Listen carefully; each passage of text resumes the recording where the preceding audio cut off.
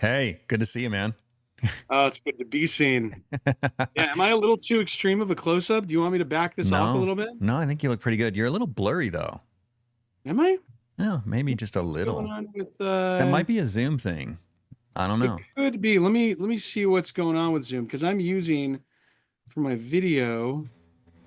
I mean, I'm using a third-party camera that I've been using in the past. It's a really good one. Yeah, usually you're pretty maybe it's just because you're too close, it can't find focus. Let me see what's going on here. That looks clear. This one does? Yeah, did you have it on digital Zoom?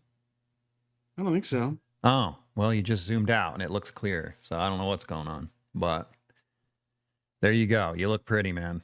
Very nice. You're the only one who tells me I look pretty. I need to hear that more often. Why don't you just give me a call in the morning? How are you doing, buddy? I'm all right, man. It's been kind of a crazy week. Same. And yeah, you were saying you were pretty busy too, man. It's been nuts It's for only me. Wednesday. Why are we complaining so much? We sound like a couple of old men. No, man. I don't know. Feels like no. Between family stuff and work stuff and distractions, dude, it's just out of control right now for some reason. It's like it's the spring. There's something about the spring, and everybody's coming out with demands and the birds are being born, and the old men like us are guess. being asked to do things, and Yeah, but at least and the sun's out. Man, that makes a difference. sounds like a first world privilege complaint from my perspective too. Like I know, right? We're such I'm just babies. complaining about like Such babies. What do you got going on? Why are you so busy? Well, the museum is ramping up. We've got I need to talk to you about a couple of things. Okay. Off camera we'll talk. Right. Because I want you to get involved in something we're doing, but we bought the building in November. We've been doing construction on the walls. We've been hiring people to help us with exhibitions and marketing. We got the graphic design Oh my options gosh. this week for the logo. I hired a new curator this week. We committed to our first exhibition. Wait. which You're not going to curate? I'm going to be co-curator, but I need somebody who can kind of be like you need somebody who can kind of help with logistics. So this person's helping. Probably a better way to say that they are the collections manager. Okay. That's probably the better way of saying it, right? So I hired this collections manager slash curator's assistant, and then I've got the market with what's going on with it has really created some havoc with some business deals and donations. Oh. And we'll see what happens there. I think over the long term things will probably be okay because at least we're all in the same Just because boat. the market's down, people are less willing to get involved. Yeah. It's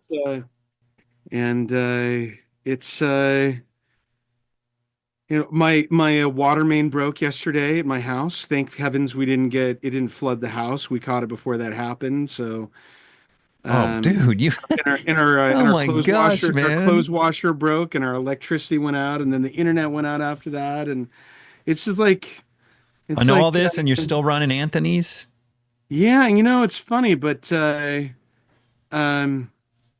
like at the same time, like I feel like things are under control now. Like we got it. It's Really? all working. Yeah. I don't know how I mean, you at do the it, end of man. this, I'm going to have a new water main, new washing machine. I'm going to, everything's going to be fixed everywhere else. And I feel productive. I mean, maybe that's what the universe sent me. It sent me this. What this a good great attitude, feeling of man. being productive. It's a good attitude. That's a good attitude. I'd be thinking, I might have a new water main, but I got a lot less money in my bank account, and you're thinking the positive side of it. You got to, man. You got to think Yeah. of this. Dang.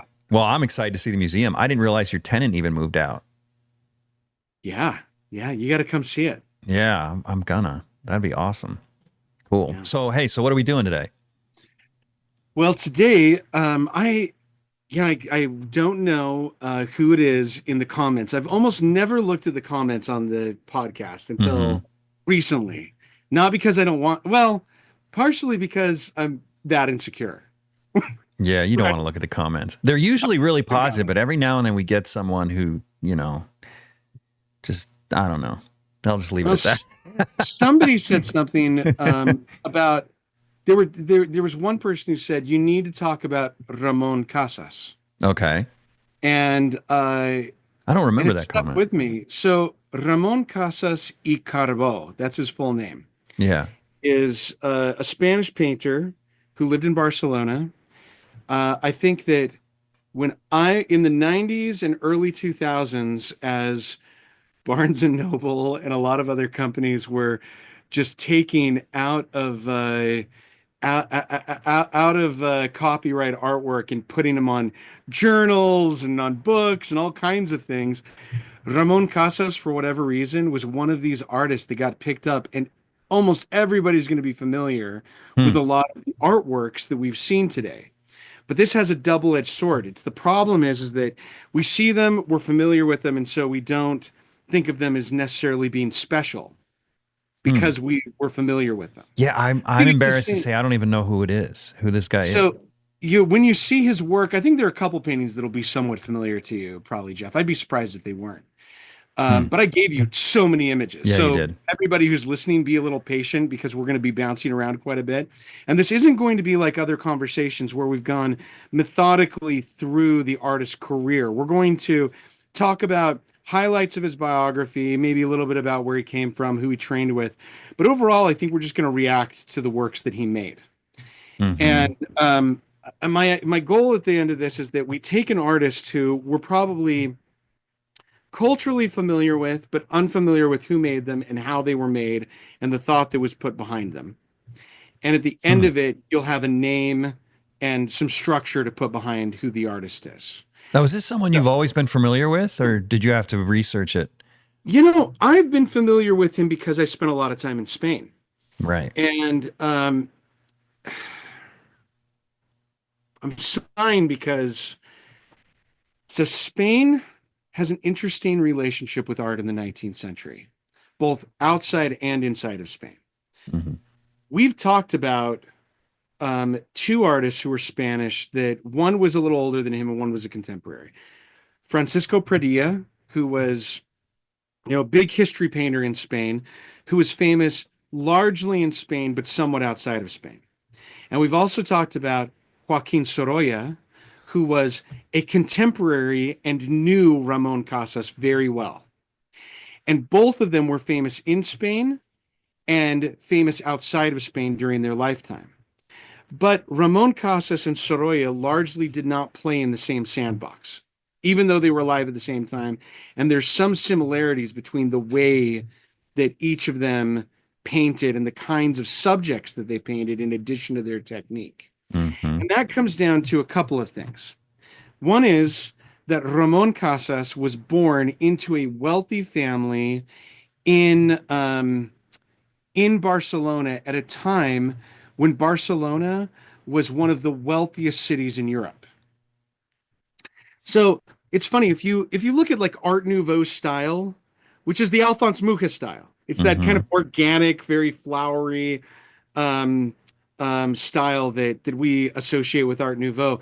In French, it's called moderne, and they the cities that are most associated with that art style are Paris, Brussels, and Barcelona, because all those three cities were wealthy at the time that that style was popular, and they built all their new buildings in the popular style of the time. It's the reason why Chicago and New York look Art Deco, like the Really? Chrysler Building, is because those those cities were built and wealthy at the time that Art Deco was the predominant style. Mm. So 20 or 30 years after what the heyday of Paris, Barcelona, and Brussels. So Ramon Casas is born in this very wealthy city in Spain, so wealthy that he didn't have to spend much of his career thinking about what was going on outside of Barcelona. Almost all of his patrons in the beginning and the wealth that he came from were in Barcelona, and his works largely stay there. So the reason I'm sharing all this now is because you asked me, well, was I familiar with him? And I was familiar with some of these images that have been reproduced widely throughout the Western world on book covers, romance novels, and journals, and just mass production in the United States, puzzles. When I went to Spain, I spent most of my time in Madrid and Valencia, and I didn't see much of Ramon Casas' work there at all because he didn't have many patrons in the capital of Madrid. But then when you go to Barcelona, then you're hit by Ramon Casas because he was one of the predominant artists of his era of the wealthiest era of Barcelona. And especially when I went to this remote monastery slash church basilica that is in Barcelona called Montserrat. There's a museum there, and it's crazy because you're in this religious institution, and they've got their own art museum, and it's full of paintings by Ramon Casas, whose family gave these works to Montserrat, including a lot of nudes. So you go into this religious institution, and there are a bunch of nudes by this artist who was painting for the wealth of its era. And I'm familiar with them, and I'm thinking to myself, where on earth is this guy's? I didn't piece together his biography very well. So let's go to his biography. Let's talk a little bit about it. Okay. Pull up the little images that you got at the bottom. There's an image of a guy holding a human head that's severed over a table. All right, hold on. I mean, I tell you, a man's holding a human head, and you're like, that work didn't stick out to me, Mike. I just, I see men holding human heads all the time. It's yeah, exactly. For me. It's just normal. So I'm totally used to severed heads. Everyday occurrence. Jeff lives a barbaric lifestyle, and that's all right. Okay, this is not by Ramon Casas, but so Ramon Casas was born the same year as Joaquin Sorolla. 1866. Sorolla was an orphan and was born in very poor circumstances and had to work his way up on merit alone.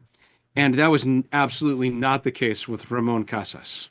Ramon Casas was the son of a mother whose family was a textile factory in Barcelona, and they had lots of property.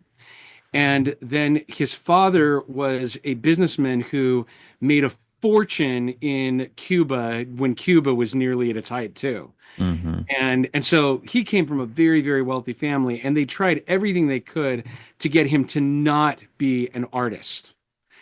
But it didn't work out. And so what did they do? This is a good middle class decision, is they said, we're going to set you up with an established academic painter, a painter who has a career, who does official history paintings, because that means he's a serious artist with a serious career, and he's respected by the institutions like the government and very, very wealthy people. And that's who painted this. His name is Juan Vicente Cots. He is largely forgotten, but at the time, he was doing these monumental history multifigural paintings like this. And this is who Ramon Casas, as a young man, I mean, we're talking, he goes in 1877 to study with him, which means he's 11 years old. No way. Holy 11 crap. years old, he goes to study with this artist. Now, let's just talk briefly about the skills you learn from an academic artist. If you're a young artist looking at this, what are the things that you think that young Ramon Casas, as an 11-year-old, would pick up from an artist who could paint this? I mean, at 11 years old, I would think he would not be painting stuff like this. He would just be working on the basics, painting basic shapes and forms. Yeah. Yeah, nothing like this. But I mean, the things that he's picking up from this guy, though, I mean, what are the things that he's learning? He's learning in that studio, and he's in that studio for 5 years. Wow. So over 5 years, he's learning about perspective, right? He's learning about figure Composition. painting, Yeah. right? He's learning about composition. He's learning about how to control things like, um, I mean, there's some things going on here when it comes I mean, it's to, infinite. If you think about it, the multi-figure painting is a little bit of everything. yeah, So basically, he's learning everything there is to learn about painting. yeah. I mean, And maybe I'm oversimplifying it. Maybe there's something I he don't didn't think you learn, are. but I don't think you but are. I he, think, yeah, it's funny. I have these conversations sometimes with people. I've always had them when they find out that I'm interested in academic or representational art. They're like, "Oh, well, you just probably think that all modernism is bad, and all abstract painting is bad." And my reaction is often, the worst painting I've ever seen is bad figurative art. There's nothing worse than bad figurative art, mm-hmm, right? And this is not bad figurative art. It's mm-mm. not superlative, fascinating, wonderful figurative art. It's very competent figurative art. I mean, you've got this figure. This is the figure of El Cid, who's one of the most famous figures from medieval Spanish history. He helped fight against the Moors in the south of Spain. He was a Christian warrior. And, you know, these figures are all competently done. He's caught the mid-action. The still life elements are my favorite, actually. On Yeah, that I table, agree. that table's like the best part of it with all those things that are on top of it, right? Mm-hmm. But he's got figures in the foreground, in the background. He's got figures in the middle of action. He's got gestures. There's a great space and relationship between all of the figures. The costumes are all interesting. There's great work done in the costume. There's great color composition. I mean, there's a lot that, like you say, it's infinite. You could go through and be like, you know what? He's learning a pretty solid skill set from this artist. And I don't want to spend a lot of time talking about um, Juan Vicente Coates, who's the artist who did this. But I think it's important to bring it up because um, Ramon Casas is growing up on the precipice of a new era. And this era is that artists are making their living previous to this. There's almost no um, private market in Spain. Spain's been very poor for most of this time. And so if you're an artist, the only way to make a living is to become an official painter for the state, Mm-hmm. which means that you're basically doing nationalistic history paintings that become wallpaper in municipal and government buildings. Really. And then you get a job in the official academy where you teach other people to do that same thing. And it's a very stable lifestyle, right? The way that you get is you have to go to those schools. That's what happened with Juan Vicens. You go to these schools, you learn how to do huge history paintings. You eventually do well in the contests, and then you get an official job, and then you get a stable crew of students that provide an income for you. And you probably do portraits on the side on top of that. And this guy can do all that stuff. So Ramon Casas is going there and he's one of the last generation of artists who's learning how to do huge multi-figural paintings from that generation before the state no longer is the patron of the arts. And the next patrons of the arts are the people who are buying small paintings that are going in their house over their fireplace. Mm-hmm. That's who Ramon Casas is mainly painting for in his generation, but he carries this skill set with him of multi-figural paintings. Mm-hmm. And there isn't a lot online about and I've seen one retrospective exhibition that was held at the National Museum of Catalonia in Barcelona on Ramon Casas. And there isn't a lot of him talking about this time, but I got to imagine that 5 years working with a multi-figural painter, you're going to walk away with a lot of skills from basic Mm-hmm. to more complicated, right? And this guy ain't bad, right? He's not No, terrible. he's good. I think he's good. I mean, like you said, not the best I've ever seen, but he's really good. You don't look at it and fully cringe either, and you look at moments and you're like, oh, those moments are, really good. Yeah. Um, then he goes to France, and This is in about 1881. I don't have the exact year, but I want you to find a portrait. I emailed it to you, but I think if you've got this one, you've got the other one No, too. I've got it. It's got a red background, Mm-hmm.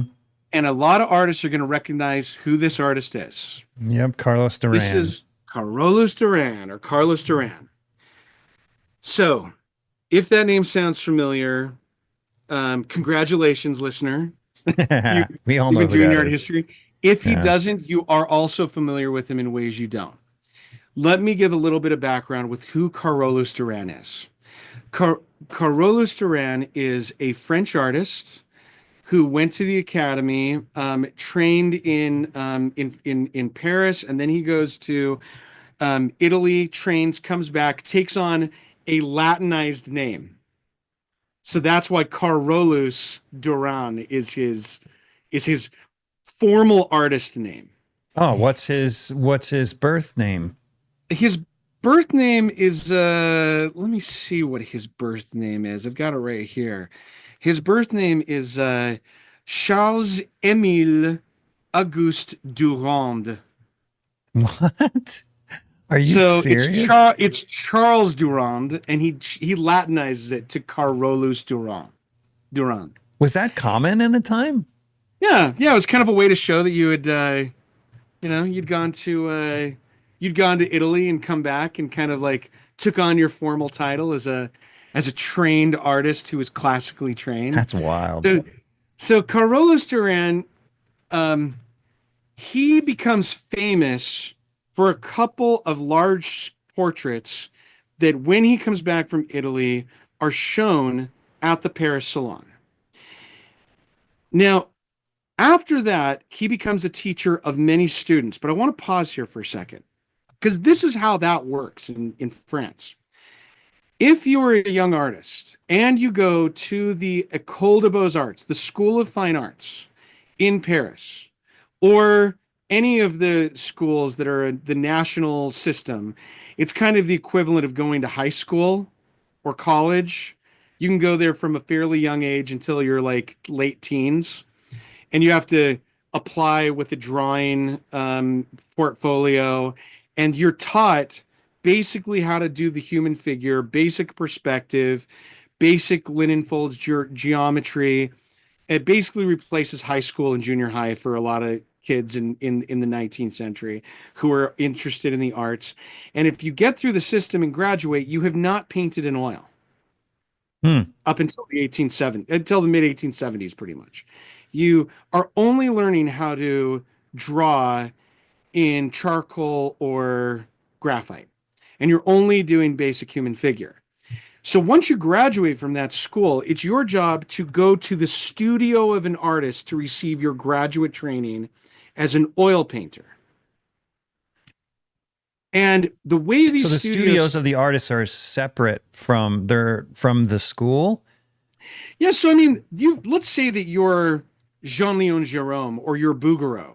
Mm-hmm. You've got, maybe you have an official position if you're Jerome teaching at the École des Beaux-Arts, which is that junior high school system.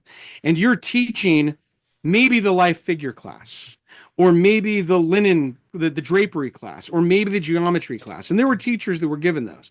But then you have your own studio on top of that that you accept students into after they've graduated to come in and work with So you. you're like a little satellite school. Yeah, it's like, but you only really accept people after they've gone through the program, right? Hmm. And how these studios often get set up is, number one, you're one of these official teachers from the École des Beaux-Arts, and you accept these students who are kind of graduates that come into your program. Or, like what happened with Carolus Duran, is you come back a fully formed artist from your own education. You compete at the Paris Salon. You get a major award like he did for his full-length portraits. And you have brought a new, exciting approach to art that other artists want to emulate.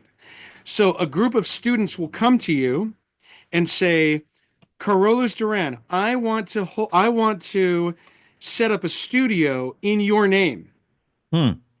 And will you agree to be our teacher? I will be the chief the chief student, and it will be my job to hire the model, um, pay for the rent in the space, and collect the fees from the students who are your disciples. And your job is to come once or twice a week to critique us and to teach us in your style. Hmm. So the artist who did that was Charles Beckwith. Beckwith was an American artist who was best friends with John Singer Sargent. Hmm. And Beckwith is the chief student over the atelier of Carolus Duran. And he sets up the Carolus Duran studio, and he invites people like um, uh, uh, uh, John Singer Sargent and Thomas Eakins and others to be the disciples of Carolus Duran with them. So they're all pretty much graduates, including Ramon Casas, who comes to be in Carolus Duran's studio about, I think, 10 years after Sargent has been there. Hmm. Okay. So by this time, Carolus Duran has a very well established group of students in philosophy around him. But it's not like your school, Jeff, where like people come and they learn everything from like, they give you a portfolio and you kind of break them down to their bones and then build them back up all the way up. He's already working with fairly established general skills students who have graduated from their own programs, and he's teaching them his approach to oil painting. That's how it's working. Yeah. Okay. So what does he gain from it besides the satisfaction of helping students? I'm just curious. Well, he gets the reputation, right? He also gets money from the students because they're so the one who arranged the whole thing also pays him a salary. That's right. He also gets a salary from it. And from the reputation also comes the ability to increase his ability to do portraits, because maybe some of these students graduate. I mean, like John Singer Sargent is his assistant for a time as he's doing portraits, right?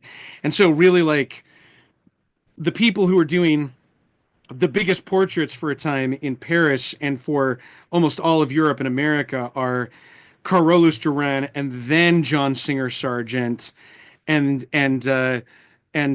I think some of the other people who study with Carolus Duran, I believe, are Boldini, who's kind of famous for his approach too, and Raimundo de Madrazo, who we'll talk about later. But he kind of becomes, through his school, the top of the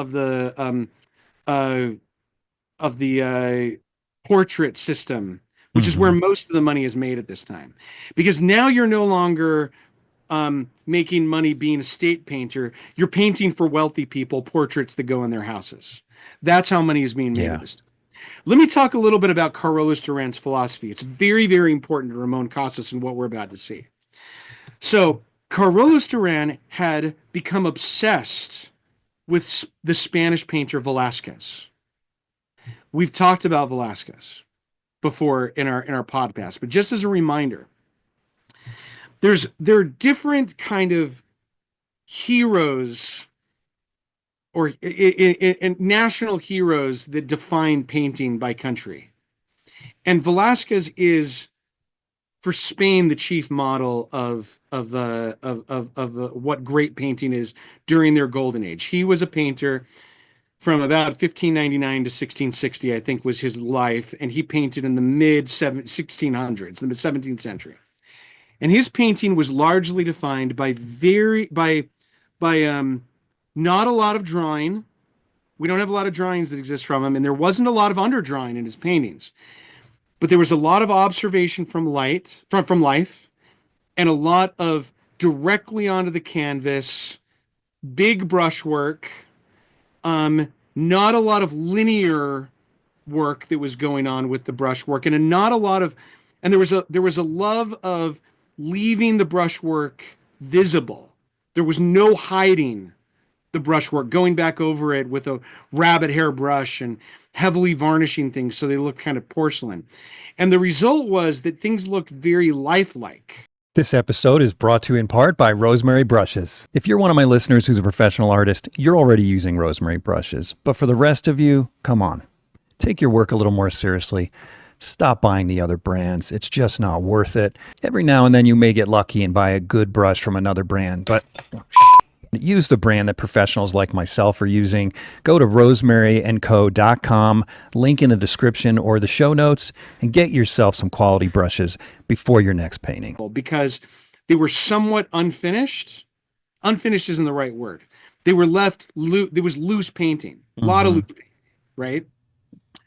Impressionism was not the right word for it. It was what Carolus defined in the 19th century when he saw it. He's basically the epicenter, along with another artist named Leon Bonnat, of what we call value painting. So Carolus Duran's rule was, after he'd observed Velázquez, that you are not allowed to start a painting in his studio with anything smaller than a 2-inch brush.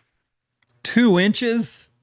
Yeah, it wasn't actually a 2-inch brush that people were painting with. Yeah. It usually was about an inch, but that was his exaggerated way of talking about it, right? Yeah. Because he would say, you have to start by getting in all of these values with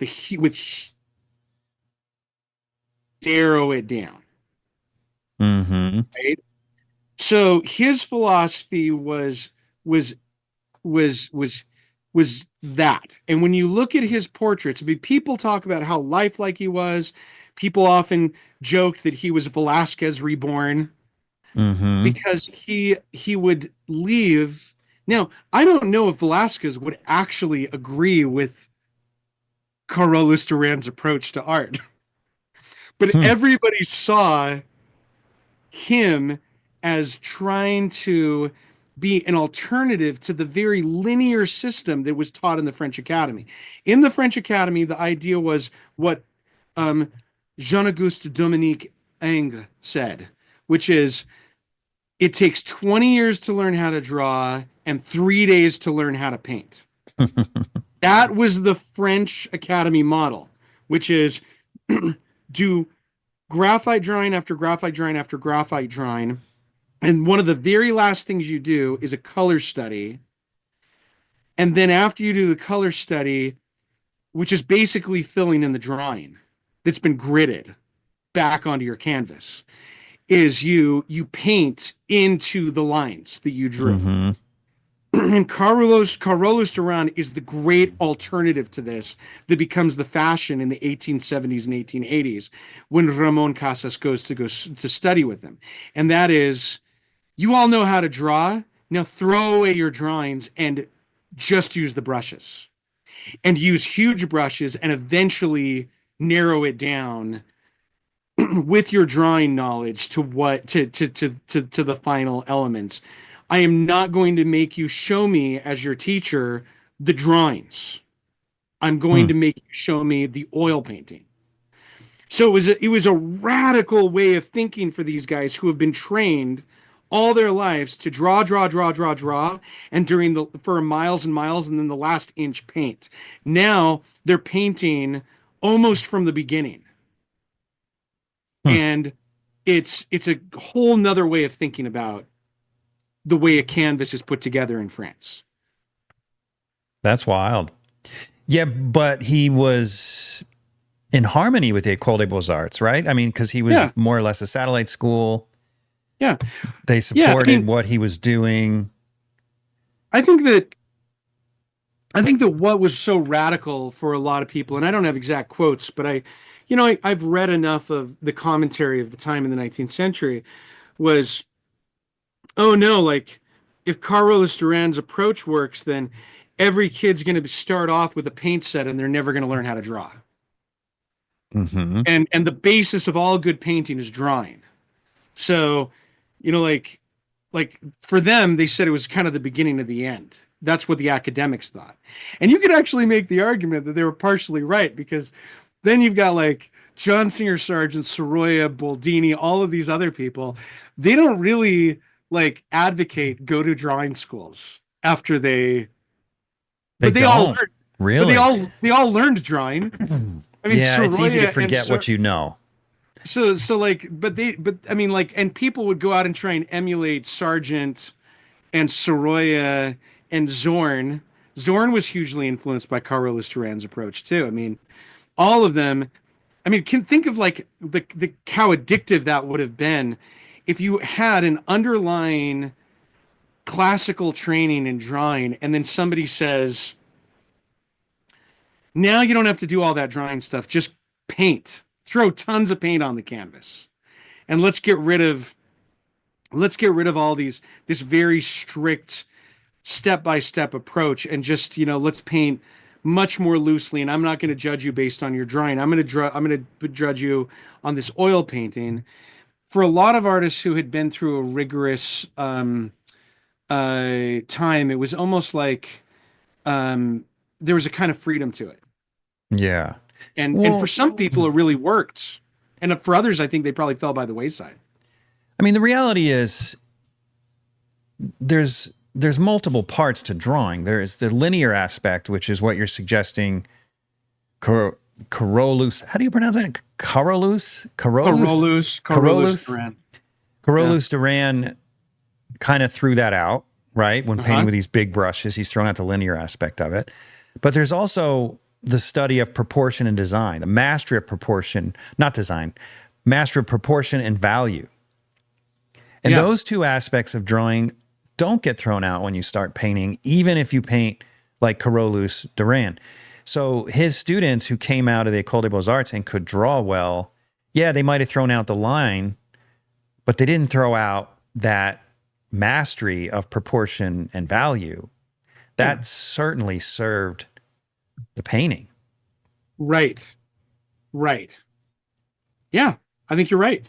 Yeah. So it's interesting that Sargent didn't promote drawing. It's like, I'm not I know people are going to jump on that. I'm not necessarily saying that he didn't promote drawing. I think that his time I think that his generation was less likely through their actions to tell artists that the successful way is to go to an official school and learn how to draw like I did. It was more like, come join me in my studio, skip all of that stuff, and just come draw with me. I've come paint. Gotcha.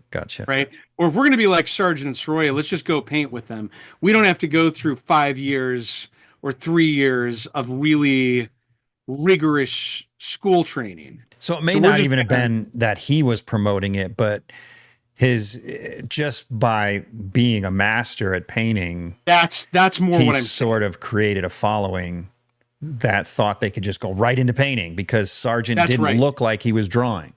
That's right. And I think that was really for many people at the time, the huge concern and it actually came to pass, right? The huge concern was, oh my gosh, these kids aren't going to want to come to school because they're seeing all these people do portrait painting and make tons of money doing portrait painting. And those guys aren't teaching drawing in their classes. They're making these very lifelike rather than very linear works by doing all of these alla prima paintings, And so whether or not it was overtly said, it was the net result was that there was a generation of artists who wanted to emulate Carolus Duran and wanted to emulate Sargent and Boldini. And I would put Ramon Casas in that same group, as he was a contemporary of Sargent. He was born almost the same time. He was a contemporary of Soroya. And they were the first school to kind of like paint in what they called the modern style. And when they say the modern style, this is exactly what we're talking about right now. The modern style is this value painting. I don't know if that's a term that's used today. Is it a term that's used today, values painting? I haven't heard it used much, but it makes sense. Yeah, I mean, it's like you're painting, you're filling in with big brushes this huge. I would think of it more as painting masses instead of linear painting. Okay. If I were to describe it to a student, and we're focusing on painting masses instead of linear. Makes sense. But I'm doesn't trying to matter. find right now a self-portrait. I'm on my computer, and I know I sent it to you. There's a small portrait of a man. It's just a, it's a, he's got a hat on. It's a self-portrait of Ramon Casas. Do you not see it? This one? Is this it? Let me see it. You can't see Yeah. the screen? Oh, okay. Yeah, I can see it there. I'm trying to find the exact date on mine. I believe this is the first work that he showed in a salon after being with Carolus Duran. So this is Ramon Casas as a young man painting his own self-portrait, and this is my photo of a work in Montserrat. I couldn't find a higher resolution image of it, but this is a pretty high resolution one. Yeah. I think you can That's nice. zoom in on it. How old is he here? He looks like he's like 20 at the most. Yeah, that's what I'm trying to find out here by going through my database, because I've got the. He could be 16 or 18. I think he's older than that. I think he's about 21. Okay. Yeah, I mean, well, let's look at this. Let's talk me through, as you're looking at this, what you think about his what he's doing well here. I mean, without seeing him, I don't know. I'm going to use the word drawing. When I say drawing, I mean proportion, right? So without seeing what he looks like, I have no idea what his drawing skills are like, right? So I just have to comment on the painting. And I mean, I hate critiquing paintings of master artists, even if they are dead. only 21. He's not gonna say anything to you. I mean, it's good. It's not terribly refined. And I don't mean that because it's loose. I mean, there are edges unresolved, for example, here in the chin and in the forehead. Mm-hmm. And it looks like a study. Frankly, it looks not finished. Yeah. Yeah. Yeah. That's what I see. And it is an unfinished study. And I think that, so I'm looking at it right now. I'm looking at a label. I finally found it. This is 1883. So this is 2 years after being with Carolus Duran. So he was born in 1866. He does this in 1883. So he is 5 minus, that can't be right. He would have been. When was he born again? Sorry. So he's 17 years old. Yeah, I thought he looked like a kid there. He's 17? Yeah, he's 17 years old when he paints that. Wait, but he's studying with Duran now?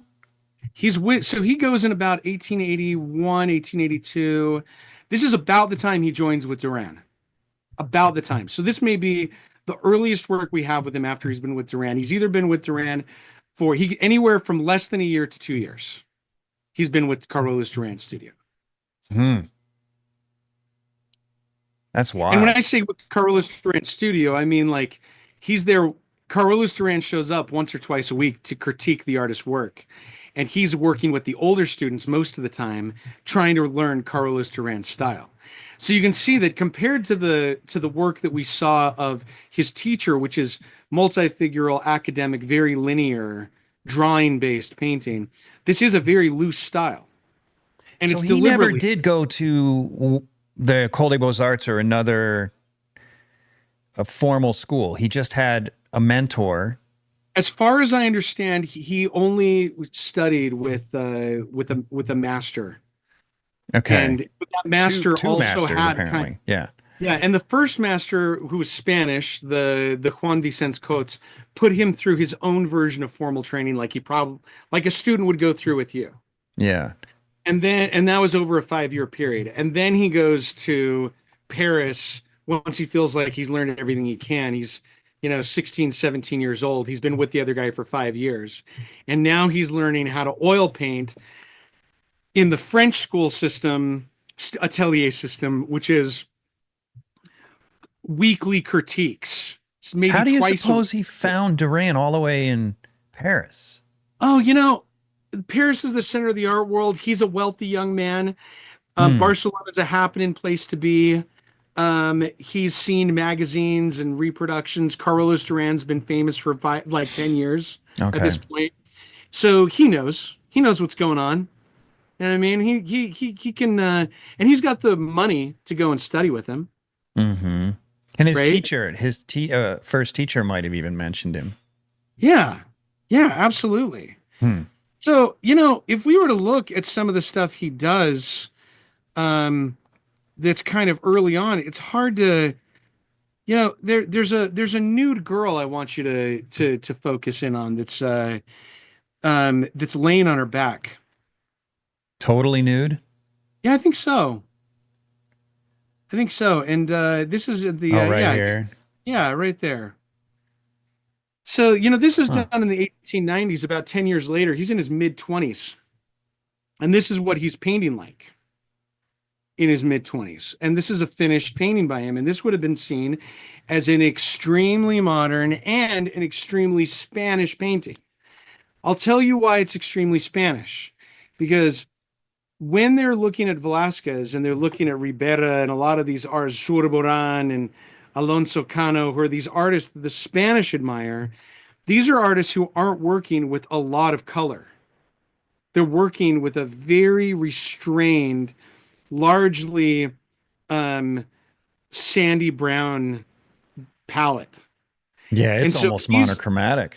so he's not trying to be French here. The French are and the Italians are kind of colorful artists in his opinion. His way of being Spanish is by restraining his palette dramatically, right? Mm-hmm. And then his modern way of painting is painting like Carolus Duran, in that he's not. This isn't an academic scene. I mean, first of all, like it's kind of like photograph in a way too. Notice how like the figure he's slightly above it on an angle. The figure is going outside of the frame deliberately. He's observing directly, like all these angles would have been seen as photography angles, not a classical angle, like figure who's sitting in space in a very controlled and deliberate way. It's almost like he's caught her. I mean, especially that right knee that's going out of the frame. I mean, this is definitely the way it was cropped. Yep, It's not definitely just the way it was cropped. Yeah, that's an interesting choice. And it's also fairly linear for having studied with There is Duran. a lot of linear. I mean, he's and I think that that is an interesting choice too. We have said that he's not linear, Duran, but I think in the end, you can't get away from defining edges, right? You have to. Well, it's beyond defining edges. He's got like a black outline around things. It's like it's a stylistic choice in some cases. That's true. That's true. And look at how undefined things like her left hand underneath the head. Yeah. Look at those fingers. I mean, deliberately left pretty blank. And you can also say the same thing about the right hand, that you've got a very solid shape there. And you've got the warmth of that hand contrasted with the coolness of the forearm, right? But I mean, he's also got a line that's at the top of that forearm, but you can see the break in the wrist. You can see that thumb very clearly defined on its edges, and you can see all of these. I mean, there's a lot of careful choices about those internal values of the hand, right? But it's also extremely vague in other ways. I mean, this is I think where we can see that he does understand form. He understands anatomy. He must have picked up a lot of understanding of anatomy, because I don't think he's just great at observation. I mean, you can paint this without knowing anatomy. Yeah, maybe. Yeah. I mean, if you just have a keen eye. Look at where her sternum is. Like he's got this kind of like burnt, kind of those green burnt umber kind of tones in there a little bit, just vaguely. Very subtle. It's super subtle. And then that whole area between where her chest is super like just undefined in a lot. I mean, it's very he leaves a lot to the viewer's imagination until you get all the way down to that bend in her pelvis, right? I mean, you can see where the belly button is. You can see it's just really like it is in some ways. He's taking this Carolus Duran approach to Carolus Duran's interpretation of Spanish art is let the viewer define a lot. Don't fill in all the values in between. Paint with huge brushstrokes, leave huge areas undefined, and let the viewer imagine it. And I think you could argue that by restraining the palette, number one, he takes that to another level. And Yeah, then I think so.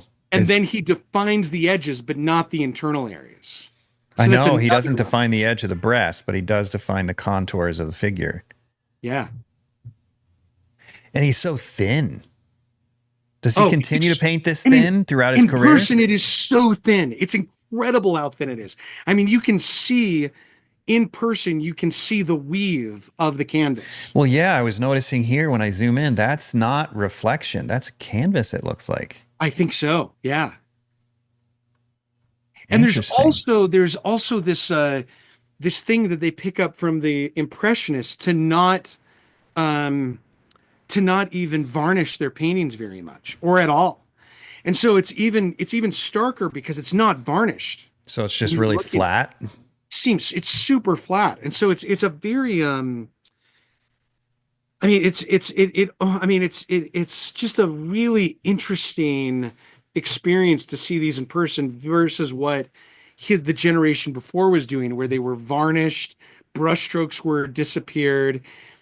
There was a lot of, you could see a lot of detail in the figure, a lot of detail in the hair, a lot of detail in fingers, and he's cutting back on all of that. It's almost like a kind of minimalism that he's taken it to. Does he get thicker over time? We'll see. We'll see.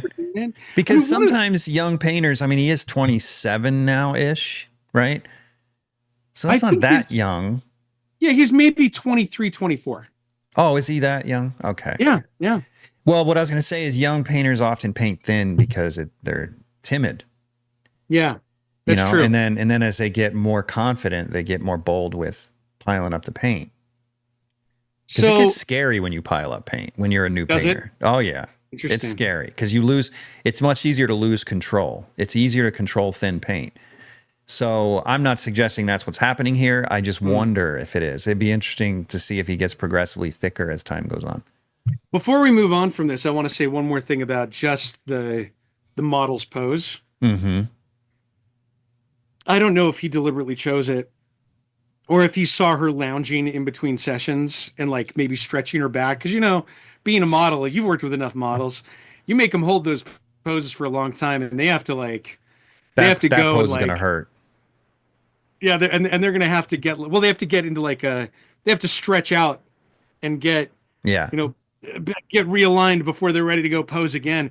And it kind of makes me wonder if he's like caught her on the floor, and he's like, hold on a second, I want that pose, and he like kind of kneels down a little bit, and he's got the canvas shooting off to the right, her legs shooting off to the left, the arm echoing the line of that canvas a little bit, and then her left arm echoing the line of the canvas all the way to the other edge. Is that what that is? And she's holding on to a canvas? Yeah, it's a painting that's laying on the floor. Oh. And then he's got and so he's got her to the extreme edge of one side. And her and I just think it's such a brilliant, interesting composition. He uses it in another painting, which is done about the same time, and puts rose petals around her and makes it more of a formal, look like more of a deliberate thing than a studio that he's painting in with the canvas on the ground. But I mean, holy crap. I'm in love with this. I'm really cool. I'm in love with that composition. Now I want you to go to a painting of a crowd with a soldier on horseback who's pushing the crowd around. This painting is one of his breakout paintings. He does this in 1903, so about 10 years after the one we're just looking at. It's called La Carga, and it's in a place called the Museo de la Garrocha. I've never actually been there, but this is a huge painting. This painting is like 470 centimeters wide. Wow. I'm terrible with so So that 470, 470. that'd be about 500 inches. So you're looking at about It's 100, about 100 185 inches. inches. Oh, 185 inches? inches. Yeah, wow. That's big. 185 inches in feet. It is 15 and a half feet wide. That's insane. So this painting is and Soroy and a lot of artists were painting at this time similar scenes. What's happening is, if you zoom out of it, is this is a labor strike that's going on. The workers, because of poor conditions in the factory, which you can see in the background with the 3 stacks, are protesting against poor working conditions and not being paid. And the business people, instead of solving the problem and paying the workers, call in the government troops. They petition the government to come in and force the workers under threat of violence to go back to work. So just think of how unjust that is. Like, rather than say, okay, I know you're on strike, I'm the business owner and you're the worker, I'm actually going to pay you, and I'm going to pay you your back wages because, you know, you haven't been paid very well. And I'm going to improve the working conditions, which are horrible. Instead, I'm going to call in my favors to the government and my buddies in the government, and we're going to, through the force of violence, make you go back to work. I'm not going to meet your demands. So Ramon Casas is painting what we call a social history or social awareness painting. And he's trying to bring attention to the plight of the workers, which is, you know, he himself is one of the wealthy people whose family runs a textile factory. So he's showing solidarity. Is this not a commission then? Is this a personal work? This is actually like him trying to get like his master, who was the history painter. This is him trying to win on those terms of an official state contest. Oh, so he's done a major 15-foot tall painting in 1903. This was painted just like his history painting teacher would have done, and he would have, like, I mean, his history painter would have probably been amazed, because multifigural, right? Or he would have hated it. Or he could have hated it. Yeah, here's because I mean, it's so different than his teacher. It's so loose. It is very loose. Even the hooves are just outlines of hooves. Look at that. Isn't that incredible? Yeah, he didn't even paint them. And I mean, if you're going to paint on that scale and you're going to leave it that loose and that vague, it's so deliberate. Yeah, because isn't that like a life-size horse almost? Yep. Look at how well done the horses are, though. I mean, there are 3 of them that I can see in this painting. 4. I can see 4. I see a this figure over here is like life-size too, and look at it. Yeah. There's nothing to it. It's like a hand is like 2 strokes, but it's life-size. In a way, this is another, we could make the argument that photography is influencing them, right? Because he's painting some things in focus and some things out of focus. And so he knows, but not the way a camera sees, though. Not the way a camera, no, not at all the way a camera does, right? But he's using the finish and the looseness versus the tightness of his strokes and finish, and the saturation of color, to create areas that are more in focus and others that aren't. So what you mean is he's been influenced by the charm and the aesthetics of Boku, the blur, but he's applying it intentionally. And you know, this is also like, this isn't, I'm not saying that this is just camera things. I don't think that's true either, because necessarily true either. I think maybe it's partially an influence. I think it's certainly an influence when it comes to how figures are cut off. Yeah. And how scenes are constructed. But naturalism, which is a school which has been going on since the 1870s at this point, it's been around for 30 years, is all about how the eyes actually see things, right? And eyes do see things with things in the foreground with higher saturation and value and color, higher saturation and color, and you know, more detail, and things that are in the background are blurrier and less saturated.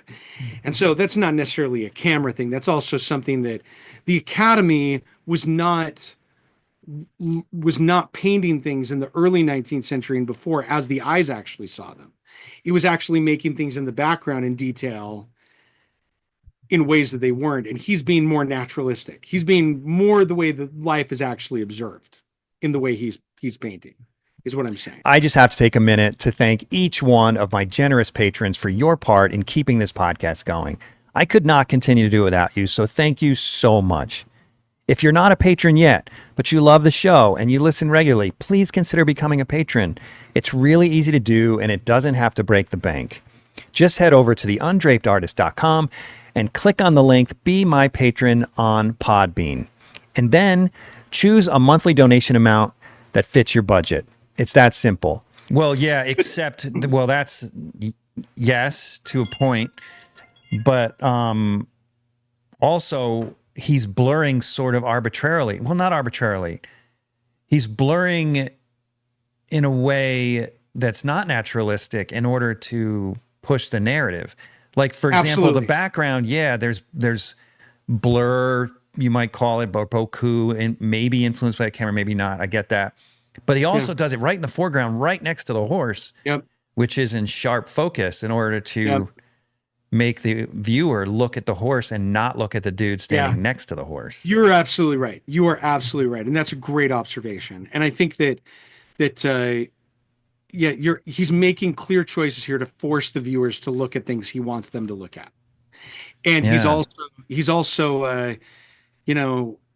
I think that, the feeling you'd get if you were the person standing in front of this and it's 15 feet is that it's 15 feet long and about 10 feet tall or 8 feet tall, is the feeling of that man who's the poor worker that you're standing right in front of as he's being trampled by a horse. Mm-hmm. And it would have been a very shocking experience for the viewer to be put in the middle of the action of that scene. And that's what Ramon Casas wanted you to feel, the plight of that worker. So it's an extremely effective moment.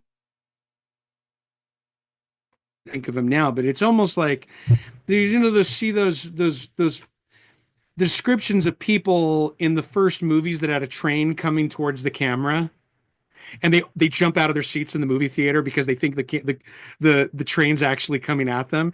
And today we're so used to movies that we don't have that experience, right? If you'd walked into a room and been standing in front of that horse, he captures that man falling and the horse leaning and the guy holding his sword up and the cloak flapping and the crowd's movement around him so well that it would have been a shocking experience to be in front of the painting for that early crowd. And I think that he breaks a lot of rules here, according to what his academic teacher would have told him. He would have, there are a lot of horizontal lines here, not a lot of vertical lines that are drawing you through the whole thing. There's a huge expanse of that sandy square that they're in the middle of while it's happening. And then, a lot of figures grouped together in the back that are all noisy and clumped together. If you were an academic teacher, you would have said, break up the space between all these figures, fewer figures. That's why I'm wondering if his teacher would have been satisfied. There's so many reasons. I'm like, his teacher was either intimidated because he's evolved arguably ahead of himself, or he'd be like, that's not what I taught you. It'd be interesting to know. Well, what's strange about him too is he's got really an interesting relationship with tangents. From that nude that we just talked about to this one, he's constantly putting things right on the edge in an uncomfortable way. And if you were standing, you would have felt like that hat was falling in front of you. Yeah. If you were standing right at because it would have been put almost on the floor, the canvas. Yeah, and then the horse's legs are exactly in line with the crowd. Instead of putting them just a half an inch lower, or I guess in real life it'd be a foot lower, but yeah, it's just so interesting. So he does this. He gets some renown. He's part of this group of painters. Santiago Rusiñol is one of them. They meet at this place called the Four Cats, the Quatre Gats, in a cafe, and cafe culture in Barcelona and Paris is a big thing. It's where people get together and share ideas. Young Picasso joins them, and he kind of hangs out in their crowd, and he's a huge admirer of Ramon Casas. So Ramon Casas is tied into Picasso, who's studying and getting his early lessons in Barcelona, and he's a huge admirer of Ramon Casas. Hmm. And so I mean that's an interesting time for some people. I want you to go to this boat scene that I put in there. Like there's this kind of boathouse. Okay, hold on here. Because there, we could spend a lot of time. I sent you so many images, buddy. I'm sorry. You did. That's okay. I want to go to the boat scene right here. Keep going to the right. Yeah. Okay. So this is not a huge competition piece. This is something I think that's commissioned for a private patron. I like this one a lot. But it gives you an idea of of his skill set as a. We think of him mainly as doing beautiful women that are lounging, which we'll get to, and we don't really show his plein air or his outdoor scenes with architecture, with figures. And so I think people don't realize when they see his lounging women, just how much he's got that he can do. Mm-hmm. I mean, this is a very complicated painting. Mm-hmm. When was this done? How old was he? This would have been done in his 30s, I think. Because it's getting a little thicker. Yeah. Is it? It is a little bit. Yeah. And this is an extremely. See, he's got a little bit of impasto over here, a little bit of impasto over here. He didn't have any of that in that figure from when he was 17. Oh. And look at how just so he's got the boats in the background, he's got the water, he's got all of these crazy angles that are coming from the guy in the crew boat to the shadows that are being cast by those columns to the people sitting on the bench. There's just so much going on in this, and he's using color in an interesting way. He's got the smokestack coming out of that yacht in the back that's red, and then he's got the red that's in the foreground of what looks like it could be a textile of some kind that's sitting there. Yeah, and then I don't know what that is. The red of the line of the boat that's horizontal, and then he's got some red in the buildings in the back, and then he's got a lot of these are choices that he's making, right? And he's got the lightest part of the painting is arguably the boat, but then also the stripes of the shirt of the guy who's in the foreground, and the darkest part of the painting is possibly where the two people are sitting on the left. I mean, it's just a lot of great choices, very complicated scene if you had to just as a linear painting. I don't think Carolus Duran didn't do this kind of stuff. Carolus Duran was not painting outdoor scenes with multi figures. He was usually doing portraits. So this is not something he would have learned with Carolus Duran. What was his relationship to Zorn? I know you mentioned Zorn earlier. Zorn was a huge admirer of Carolus Duran. I think that maybe he studied with Carolus Duran, but I don't know if Ramon Casas and Zorn knew one another. Oh. They would have known. I think Ramon Casas certainly would have known of Zorn's output, because I think Zorn was about 10 years older and was very famous already. Well, the reason I ask is because it looks like the Zorn palette painted this. Because Zorn's palette only has one chromatic color, and it's cadmium red. Interesting. Yeah, but it could be just a coincidence. So now go to there's an arena scene that is, there are two arena scenes with a bullfight. That one, which is not big. I mean, we're talking like it's, maybe 18 by 24, maybe a little larger than that, 24 by 30. And if you zoom in on the folks, the people in the crowd, look at how vaguely painted they are. Yeah, but look at, he's piling on more paint. Look at all that paint. Totally piling on. It's huge. Go more to the crowd. Go directly into the crowd of viewers. Not the people in the arena. It's just a bunch of. It looks like a Jackson Pollock. I mean, it's insane, isn't it? What the heck? That's not even people. What is Isn't that crazy? And then zoom out. That is crazy. That's brilliant. Isn't that brilliant? The human mind is so weird that we just accept that as a crowd of people. And you know, look at how he just uses red in the crowd, and then just look at how he uses yellow, and then look at how he uses that kind of turquoise color, and how he uses white. I mean, as you look at it, he's not actually painting the crowd. He knows kind of like what a crowd looks like, but he's putting in these colors to trick her. I mean, it's the most brilliant.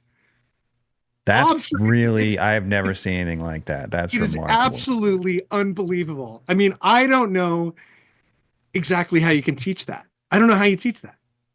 That's wild. Well, I don't know that there's anything to be taught. It's just context. That's what's amazing. It's just context because it's in the stadium that you just accept it. Yeah. The chaos as something, as a crowd. Now go to the bullfighting but scene. It's an interesting that he discovered how you could get away with that. Now go to the other bullfighting scene, which is to the right of it. That it's just like it's just, you know, the bullfighter. Just to the right of it. Keep going to the right on the bottom of your screen. Keep going. No, keep going. There. Oh, right there. Yeah. What is this? A detail? Same time. He did this about the same year, and this is a finished. This is a finished painting. Yeah. What the heck? So this is a bizarre one. This is what they call the picador, who's on the back of the horse, who's jamming a spear into the back of the bull. And look at how he's barely got the edge of the ring in the crowd in the top right. But look at the extremity of the perspective and the composition. I mean, that's crazy. Crap. Isn't that crazy? And look nothing there. There's nothing there. There's almost nothing there. Almost nothing there. That's wild. Okay, now we're going to go to one of his most famous paintings of all time, which is of the girl holding a cigarette at a table. Okay, at a table. Cigarette. And I've got tons of detail shots of it. Okay, yep. Almost in the middle right now. You're almost in the middle. Right there. Yeah, I was looking at this earlier. Holding cigars. So this is one of his most reproduced paintings of all time. I mean, so many puzzles, so many different things. And this is him. And this is what he's really known for, right? People don't ever really see those arena paintings or I don't know how many arena paintings he did, or the outdoor boat paintings. When they think of Ramon Casas, this is what they think of. They think of single woman, modern woman who's smoking, which is shown a sign of rebellion and independence. Mm-hmm. And he had a favorite model. This isn't the model, I don't think. But she's in a cafe, so this is cafe culture, right? He's in his 30s and 40s painting these scenes. And this does look like something that Carolus Duran would kind of paint, or a Zorn or a Sargent or a Sorolla in the sense that there's a looseness to it, right? Right. The subject matter maybe also, but it's so different though. So talk to me about what you see as being different. I agree with you, but I want to hear it from, not because I think you're better at knowing the difference than I am. Yeah, but you're better at it. You're better at forming the words. Well, for one, I just want to point out that this one's thin again. So now there's no rhyme or reason. She does whatever he wants when he wants, apparently. But it's so interesting. We had that whole linear drawing conversation because he is doing a lot with line. Like down in here, I can't get my mouse to work here. Yeah, look at this the skirt is like, it's almost like, I don't know if that's actual. I don't think it's charcoal. Some artists do charcoal over the top of. I don't know how you do that with a brush. I think it could be charcoal. I'm not sure. I think when I saw be. it in person, it looked like charcoal. I think it might be. I think he might have just tinted the canvas and then put charcoal on top and called it done. Yeah. It just has this. I don't know what artists you mentioned. Sorolla, you mentioned Sargent and Sargent, Zorn, Sorolla, Dini are all working at the same time. Well, I can't. And Mucha. He has more flat. There's a flat sort of graphic. I don't know if graphic's the right word. Sort of. It may be, and this is why. Go to one of the posters. Go to because he's done posters. We'll come back to this image. Okay, Go where's the see, posters? I think maybe the far left. Is that a poster? The very, very far left? Yeah, he's doing poster work. Interesting. So he's making a living doing posters as well. And Just look, like look at the poster. It looks the same. Look at the scratchiness in the coat compared to that. Remember how, like, we talked about how Mucha's making a living as a poster artist? Yeah. Carl is doing the same thing. He's doing portraits and he's doing a lot of poster work. Yeah, this is definitely, he's definitely sharing some technique between the two different things. And he's sharing compositional color choices. Because notice how they're like, when you're laying down a lithographic plate, you're doing big, often bold, broad color areas, which, if you think about it, works very well with Carolus Duran's philosophy of broad areas of paint. Yeah. Right? It works very well with that philosophy. And so Casas is kind of like the extreme end of that perspective. So when you look at this woman, if we back up on the full painting, you've got, and you know what, if you back up on the full painting, you see how there are just big areas of almost flat color, right? Yeah. But then look at the hand, look at the detail on the far left of the images. I've got a detail of her left hand. Her left hand right here. Yeah, her left hand. Okay, so here's another big difference. Well, in my mind, and I could be wrong about this, but with some obvious exceptions where he's using some bold, relatively for this painting, thick paint, he's got just a drier application. It's like a dry brush quality compared to Sargent or Sorolla. When he gets to his self-portrait, I think you're right, in his 60s, and maybe we should go to that. Let's go to his 60s. Let's go. There's a portrait of him sitting in a chair. All right, here it is. So this is him in his 60s. This is one of the last paintings that we have of him doing, and it's a self-portrait. And you were bringing up this idea of him doing a lot of dry painting. Now, yeah, look at that. If you look at and look at how. One of the things I love about this painting, I'm obsessed with this portrait. I'm obsessed with it. Have you seen it in person? Yeah, I took all these photos. These are my photos. You've seen all this in person. These are all photos I took. Yeah, these are. Oh man, that's so cool. First of all, just go to his face for a minute. I mean, let's maybe pull up his detail. Yeah. Look at it, and I'm sorry for the color differences. It's a very yellow light environment. They have very yellow lights on everything. Yeah, the canvas weave is so much thicker than the paint. It is, and just look at how, I mean, there's so much that you can see. Zoom in on his face even more. Look at that, man. There's like no paint on there. Look at how willing he is to leave to our imagination. But then at the same time, when you look at that right side of his face, or from us on our left hand, all the information is there. It's just so light. It's such light touch. I mean, and it's not even how the eye sees. I would see both eyebrows if I were looking at him. He deliberately cuts back on one eyebrow. I mean, it's just like, yeah, that's wild. That's beautiful. It is. And then look at his right hand. If you go back to the larger portrait, his right hand is versus his left hand, and how he's handled the left side of his body is very light. The right hand is very dark. It seems like the lines. There's just a level of complication of what he chooses to emphasize, de-emphasize, how thick the paint is, how not thick it is. It's like it's I don't know if you can teach this method that he's doing at this point. You know, it's almost like this is him at the height of his powers, in my opinion. And you can't teach these kinds of aesthetic choices. You can learn it. You can learn it by watching other artists do it. But this is not a formula that can be taught. It's just good artistic instincts. And it's not even observation at this point. No, of course not. I mean, because it's not like he's obviously, I think, sitting in a chair looking at a mirror in front of him painting at the same time, right? And Think he's got a brush in that hand? I think he's got a brush in that hand, and he's leaning back and looking at himself a little bit, right?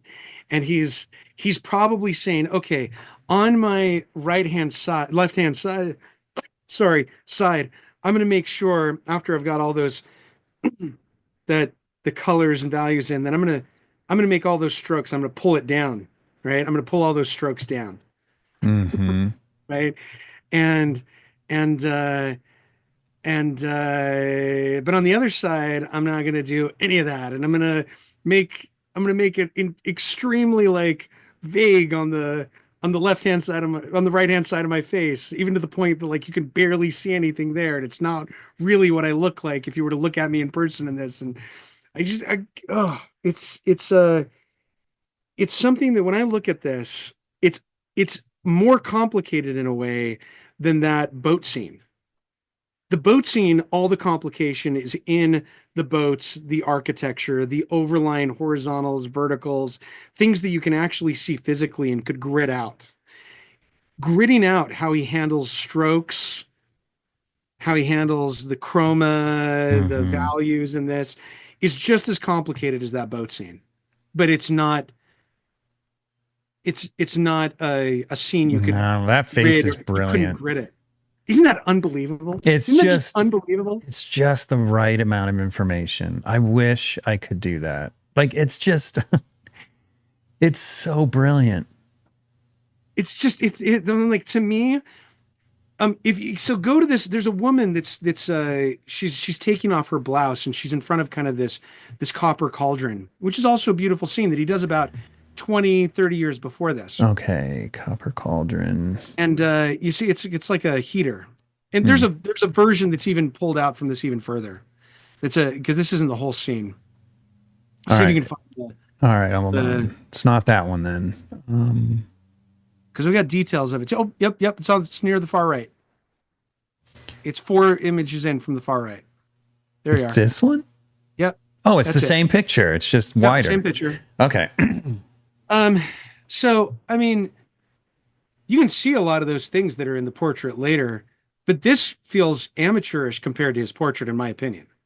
Nah, I disagree. But it's still unbelievable. I mean, look at the thick impasto on those blinds behind her, and then compare that to how very thinly painted her dress is. You know, like, yeah, that's thick. How little information is in her body, but like how he's got her backlit so you can see her outline, but then the closer her body gets to us, it's just like that girl lying on the ground. You're imagining all that information in her sternum and on her left shoulder. Yeah, no, you're right. I like the portrait better too, but this is really good. It's just the difference between him being, that's 20, 30 years more of him being coming into his own. Oh, really? So this one on the left he was much younger. He was much younger. He was 20 years younger, probably, maybe even 30 years younger. That still is a gorgeous portrait of that woman. Oh, it's a gorgeous piece. And look at zero in on it. Or just go to one of the detail images I've got. Like just like the copper heating element that he's got in there. I've got details of it where you're just like, oh my gosh, like so beautifully painted. It's I mean, it's like, look at that. Dude, that is so freaking loose. It is so loose. When I almost feel like I'm cheating the client if I paint that loose. Like I should work a little harder. But that's not a critique of him because he's brilliant. He's brilliant. It's brilliant. Look at that. What the heck is that?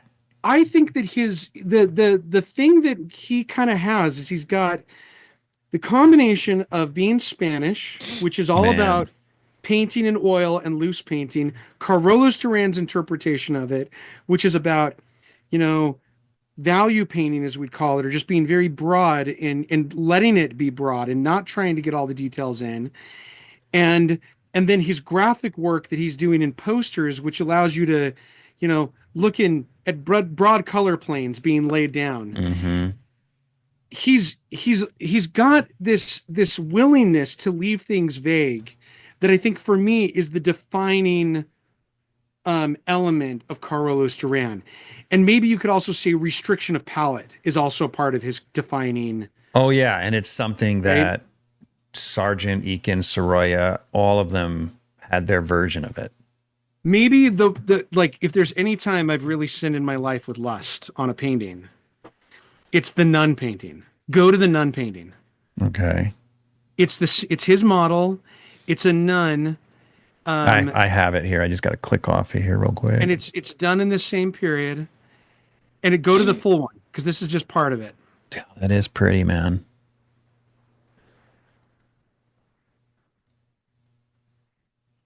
In person, this is the most. Is this a life-size painting? Is it big? No, Is it's it little? only, it's only like 30 by 24 kind of thing. 36 by 24. Did you only send me a detail of this one too, man? Oh no, I think I sent you the whole thing. I'm confident I sent the whole thing. Oh, here it is. Here it is. Oh, dude, that's cool. That's nice. I mean, that has got to be the sexiest nun I've ever seen in my life. It's just not right. But it's not. But it's also not deliberately seductive. She's beautiful. You know what it is? When I say sexy, I don't mean it in a lustful way. No, I mean she's just beautiful. Just like the beauty of the line figure. And she's standing in the foreground, and then he pulls you into the interior with that window at the very back of that hallway, which is a brilliant stroke because, there's actually a lot more information at the end of the interior of the painting than there is in the foreground of the painting. But all that information does is emphasize the starkness of and the boldness of her simplicity, right? As a figure. But even though I call it simple, there's a lot of value shifts going on in her clothing and strokes. And it's just, he has this way of making complicated things look very simple. Look at that hand. Holy cow, look at that hand. Who would have thought to have that much like mauve in the thumb versus the rest of that, the padding of the rest of that hand? Yeah. It's a weird looking hand. And yet when you zoom out and look at it in context, it's perfect. It is. But when you just focus on the hand, it's like, it looks like a jelly bean with a couple of lines in it. And it looks ugly. Bizarre. It looks really ugly, almost to the point of being distracting. But that's the nature of painting hands. You sometimes just have to jump in with faith and be like, all right, if that's it, that's the hand. That's what it looks like. And look at how beautiful the line and simplified. I was just with Ben Hammond, who's this great sculptor. And one of the things that Ben Hammond does is he knows how to, as a sculptor, to simplify the composition of a line in someone's clothing to pull the composition around in ways that are needed. Mm-hmm. The way that line of her wimple, which is the thing that goes over her head, comes down over her shoulder and down the line of her body. It's just like the most beautiful choice of those lines that frame her face and chest. Mm-hmm. And there's no like, he's not making her look like a Playboy playmate. You know what I mean? Or like at all. It's just beautiful, the simplicity of the line. No, it's beautifully innocent looking. It is. So when I say that I'm guilty of sin, I look at this and I'm just like, oh, I love her. I just love her. You got a crush on her. I know her, but I've got a crush on her. I've got a crush on this painting. This is too cool, man. Every day, I could look at it every day, and it's also the starkness of the composition, because this is almost a photographic composition. Even though he's not cutting off her figure, you are standing, walking into that doorway at a strange angle. It's a very interesting angle. Yeah. Speaking of influenced by photography, I wonder. And look at how brilliant, by the way, from the step in and that floor, which is all the same floor, but how all those value changes lead all the way back to the interior. That's almost a Rothko, right? Mm-hmm. Those very subtle shifts of just the color, right? Just the stripes of different values. All the way down there. It's just beautifully transitioned colors. Do you like this one better than the portrait, the self-portrait? No, the self-portrait's it's like, okay, I'm with you. I think like as an image, I like this one, but I think as a masterpiece, his self-portrait is unparalleled, in my opinion, to anything else I'll show you today. One thing that we haven't shown that is his most famous painting, arguably, is, other than the woman holding the cigar who's sitting at the table that we already showed, is the girl lying on the green couch. That may be his most famous painting reproduction. Yeah, I saw that one. Is it just me, or the rest of you guys also get weirdly excited when you order new paint?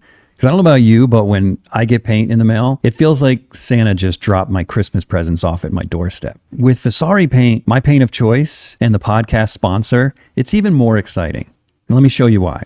Because when Vasari shows up, it comes in this incredible box where each tube lays in this little compartment perfectly formed around the tube in this nice soft foam. And it's surrounded by velvet, red velvet. Now you got to ask yourself, if a paint comes so carefully protected and surrounded by red velvet, you got to wonder if this paint is worthy of royalty. It is. Vasari is. So if you haven't tried Vasari, you're seriously missing out. And the thing about Vasari, it's not only the best paint out there, it's also made by an incredible company that's been around for 30 years and knows its customer by name. Do yourself a favor, go to vasaricolors.com and order yourself some for your next painting. You had your thing over it a minute ago. Well, I had it over at Detail. Oh, there it is. Yeah. There it is. Was Casey Childs inspired by this when he did his for the Porch Side of America? I can't speak exactly to that. I mean, Casey Childs is a huge fan of Casas. If he did it, Casey's is much more of an extreme angle. Well, and it's much more finished looking. Yes. In Casey's style. Yeah.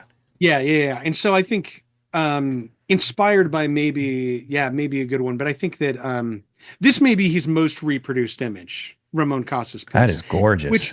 Which like, it is gorgeous, and I think it's wonderful, and I think it deserves to be reproduced. But if you compared this to that arena scene in the crowd, yeah, and you compared it to the 15-foot wide painting, or compared it to the self-portrait, they wouldn't seem like the same artist did all four of those. Like they're all. He's got enough of that painting versus the self-portrait versus the boat scene. Yeah, the arena scene to me is the outlier. His output, he's entirely known for these lounging. Yeah, that's what he's known for. Well, I mean, I can see consistency think if there's anything in all the paintings except this one. Yeah. This is so different in the way he applied the paint. It's so bizarre. I think if I want anybody to know anything about him, it's that he's not just the painter of lounging women. That painting of the horse that's life size that's coming at the crowd. Yeah. That painting of his, and I think was that his only major multi-figure? He did a few paintings that were like 8 feet tall that were of couples or of a family. But for the most part, he made his bread and butter with these lounging women kind of images. And here's a poster of one. Yeah, that's the poster application of that. No joke. Yeah. Huh. Yeah.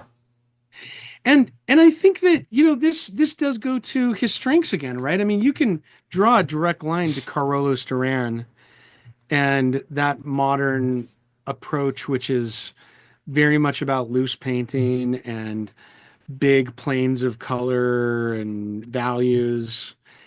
I mean, look at how vague those pillows melt into some weird background in the oil painting on the left. Yeah. I mean, it's not, the more you scrutinize it, the less it makes sense. And you don't really care because the focus is on her. And there's really not a whole lot of information about her either. Her clothes are doing a lot of the work, and actually the scarf that's coming down in the middle of her body has more information in it than what's going on in her hamstrings or quads. I mean, in her quads. Yeah, that scarf that's draping over the couch is really nice. I mean, it's just it's a really interesting this is kind of the nightmare of academics who had taught all this drawing work to people. He knows what the underlying figure looks like, but he's making the choices not to emphasize really any of it, right? I mean, he's actually more interested in shapes and compositions and color than he is in getting the human figure to really, and bones to, but that hand is beautiful, isn't it? It's a great hand. Look at the way it just brushes it right into the fabric. Yeah, that's just beautiful brushwork. It's just like calligraphy. I think that, to me, if there's anything else you want to talk about, look at his drawings. I've got some of them framed. You can see what his drawings look like. We haven't really talked about him. Well, there's no question he's a great draftsman, because you can't paint like that without being a good draftsman. These are cool. They're cool, right? I mean, I saw these are in the National Museum of Catalonia, and you can see that he's not stuck. Look at that one. That one's beautiful. That one's sick. There's so much going on in there. I think as I'm looking at him, and I think we're kind of wrapping up here, because I haven't said a lot about his biography other than his initial training and his relationship to he's done some graphic design, and he's really he's wealthy on his own. He doesn't really need to work to make just family money. Yeah, he's got a lot of family money, but he is highly productive with his graphic design. He does advertisements. He does posters all around the city. He's doing these, for that period, he's doing a lot of those social scenes.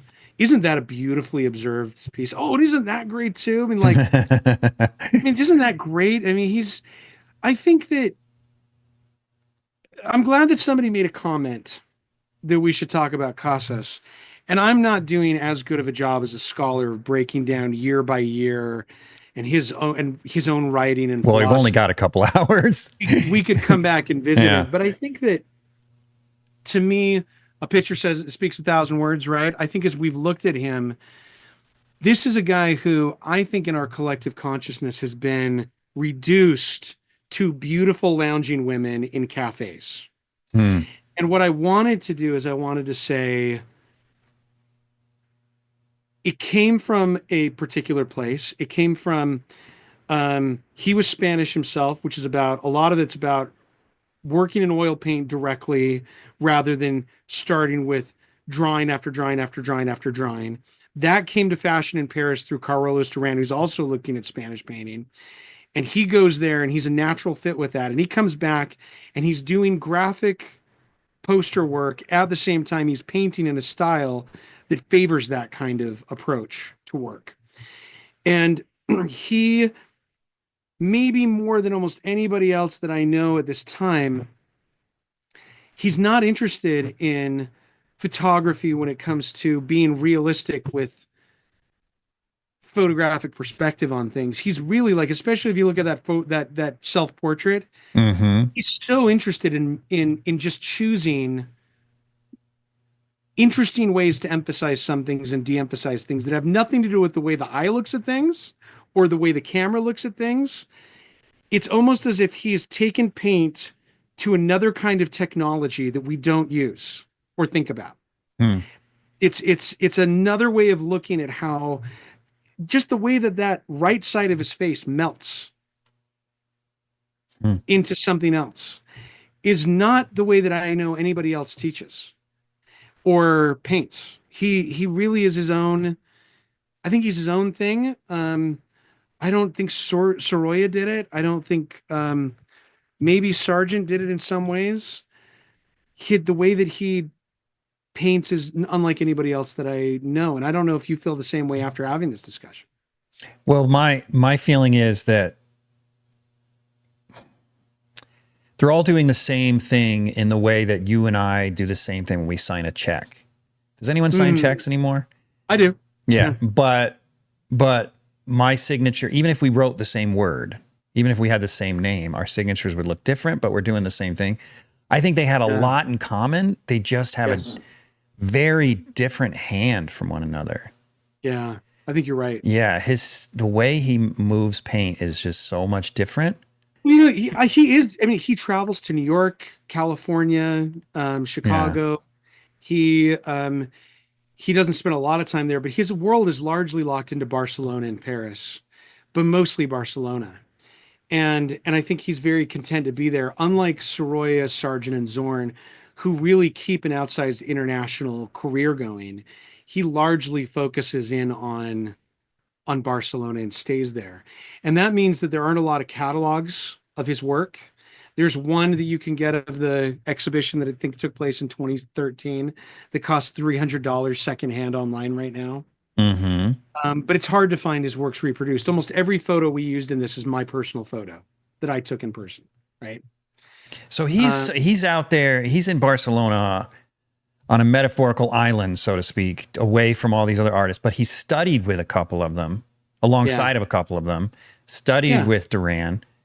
So what I imagine is he's after the same things, but he's by himself and coming up with his own solutions. Yeah, he is. Exactly. Yeah.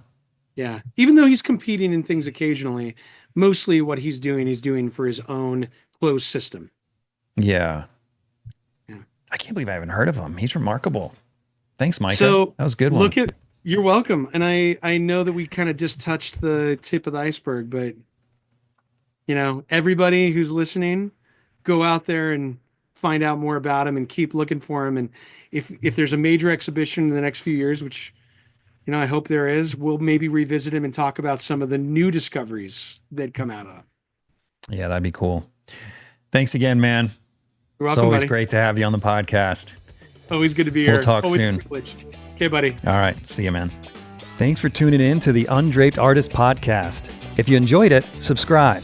And if you could, leave a comment or review. That really helps the channel. Please share the show with your friends, and if you're feeling generous, consider a monthly donation at theundrapedartist.com. Thanks again for watching. We'll see you next week.